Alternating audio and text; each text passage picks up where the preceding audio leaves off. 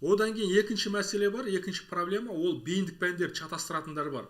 Мамандық таңдауға уже 4 таңдау жасайтын кезде қарайды да, мен ойлап жүрген мамандық бойынша емес, мен бейіндік пәнім жоқ екен дейді мысалға. Ол мысалға қандай айтады, географиядан мұғалім болу үшін география, биология тапсырсам бола ма деген сияқты. Мен сөйтіп ойлап жүрдім деген сияқты. Немесе мысалға айтайық, халықаралық құқыққа түсу үшін шет тілі жаңағы бір нәрсе дегенге ойлап жүрдім деген сияқты айтады да.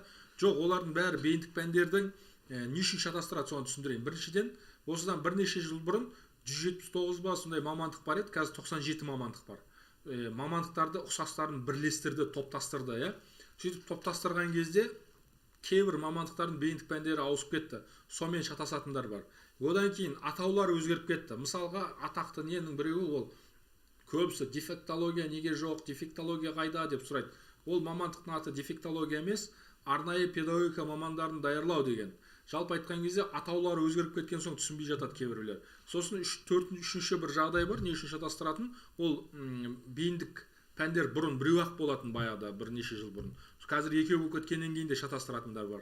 Немесе кейбіреулер жаңағы ВК-дан российский егенің несі бойынша қарап жүретіндер де болады да, жалған ақпараттармен. Яғни бейіндік пәндеріңіз сіздің таңдап отырған мамандығыңызға тура келе ма, қазірден көріп алыңыз. Оның бәрін біздің приложениеден тегін көре берсеңіз болады. То есть бейіндік пәндеріңіз таңдайсыз, профильный предмет дейді, орысша. Профильный предмет таңдаймыз, сосын соған сәйкес келетін мамандықтарды көре аламыз. Бұны шатастырмау маңызды.